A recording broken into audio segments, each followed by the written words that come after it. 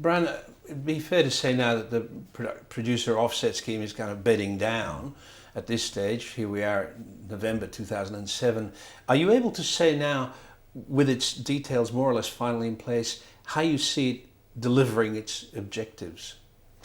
Look, the offset is a tool for a producer to put some of the financing together. The offset in a feature film is at 40%. Reality is there are some non-QAPE, qualifying Australian production expenditure, which has to do with finance. So in reality, the finance on a basically all Australian film, all Australian elements, the offset will be worth around 35-36%, and in television and documentaries most likely in around 17%. What that does for a producer is say, I already have a cornerstone now of my finance. Now I have to look at the federal agency coming in like the FFC, a state agency coming in like an FTO, Film Victoria, and then I need to get some marketplace money and maybe some other investment. So producers still grappling as to how all that will work.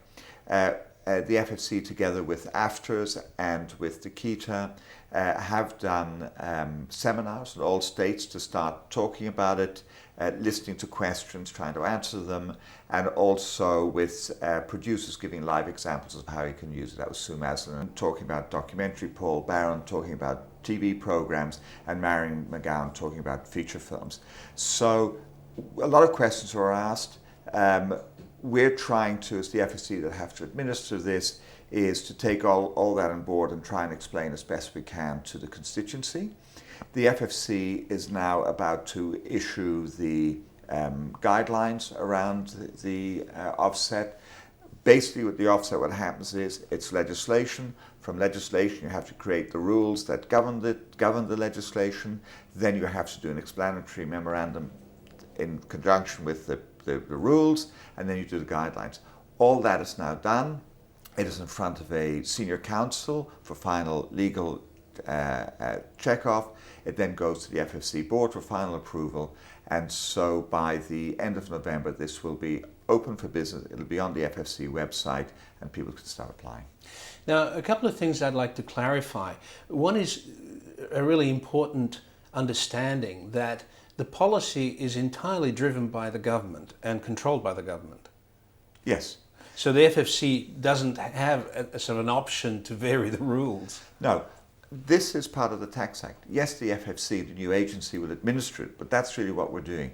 The two things we're doing is we are looking at a project to see is there enough significant Australian content in it to qualify for the offset that sits there at 40% for feature films and 20% for television and documentaries. If it does not qualify, then obviously it can qualify for the 15% offset that sits there for bigger budget films. But of course, the budget level on those has to be in excess of 15 million Australian dollars, which a lot of Australian films aren't. So the FFC has to see, do you qualify for the 40%? And then secondly, do you meet the threshold? In feature films, the threshold is $1 million of QAPE, and that means qualifying Australian production expenditure, which in real terms means that your budget is probably going to have to be 1.2, 1.3 million to get to a level of 1 million. Okay, now I haven't seen anywhere some kind of a rationale why that is. Is there a rationale in the government policy document somewhere? Look, the government policy basically was that this is an offset for independent sector that are professionally involved. If the threshold gets too low, then anybody can get it, and that's not saying that anybody shouldn't get it, that there aren't people out there who want to make a small $100,000 movie. That's a fabulous idea and could get a big audience. But the truth of it is, to manage this, to administer it, and also to have some idea of what it might cost the Treasury, is they've set certain thresholds. And $1 million for a feature film, yes, Kenny was made for less money. Other films have that have been successful. But overall, if you look at basically 90% of the films that are made each year in excess of $1 million, and that's really what the government looked at. Similarly in television, where a $500,000 threshold to do a drama, and because they want to make sure that their higher end drama that gets it, which was the case in 10BA. And again, in documentary, they said 250,000 for an hour. And again, because there's a certain level of professionalism in that, because with a documentary, you know, all you actually need is a video recorder and go out and you can make something for $20,000. Again, not to say that can't be fabulous, but there has to be a line somewhere.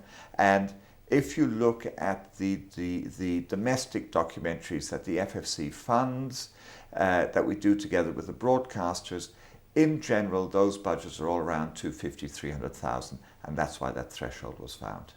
Okay, so there's another question here. Why is the television and documentary levels are half, 50% of the feature film level? What is the rationale for that?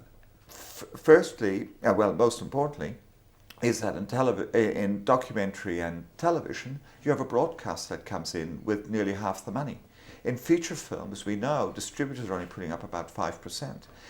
Nearly all the documentaries that we fund, the broadcasters, the domestic broadcasters, are putting between 40 and 60% of the money up. That doesn't exist in feature film, which is why you have to give them a leg up of an extra 20%. Okay, so let's take this scenario where the offset, let's try and put it in layman's terms that I might understand, that effectively it's like me, if I were the producer, this was my stake, this is my investment in the picture. Correct. Is that a fair assessment? Absolutely. Look, it is a tax offset because what it comes under the tax rules, and it's basically saying that if you make this film, you will be entitled to offset some of the costs of it against your taxes. The truth of it is, with independent producers, they don't have big profit. I mean, obviously, if it's Fox Studios or something, or Showtime or anything like that, they can offset it against profit, and it's another way of getting it. The reality is, for independent producers, is they'll have a special purpose vehicle, has no tax implications, and therefore, when they put in the tax return, it's all an expenditure, and they will get a rebate, like you do in your taxes, that will be whatever the value of their CWAPE is. So it's very similar to you. You earn money, you pay taxes, you put in your tax return, and you get something back. And in the event that you don't owe some taxes, then you don't. In the short term, between now and July 1, 2008, the impact of this will be on the FFC purely as another investor. The producer will be just another investor. Absolutely. Is that right? So look, what it does is it immediately spreads the FFC funds further. I mean, if you look in documentary, and I've just been talking about broadcast being putting in between 40 and 60%. If you take a domestic documentary where we go 50-50 with the broadcaster, it means now if the producer is getting 20, we're only putting in 30%. So you spread that across all our documentary funds. We will do 40%. We will fund 40% more documentaries. So this year, where we would invest in 40 documentaries, it could be 60 by the end of the year. And therefore it spreads the direct funding, it just spreads that further. The direct funding, government money, is spread further with the offset. And the idea of the offset is to create more production. To create more production and, as I understood it, to make production companies more viable. Correct. And that's why the offset has to be the producer's equity. The FFC is going to treat it like that. The state agencies are going to treat it like that. It is in the end up to the producer how he wants to deal with that equity stake. He may decide to give it to an investor, and an investor comes in. No doubt there'll be very heavy negotiation between distributors and then TV networks to grab some of it.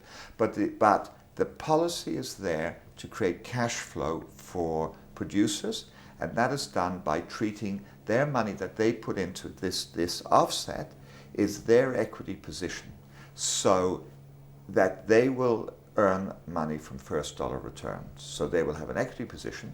The FFC over the last few years has already created an equity sharing position.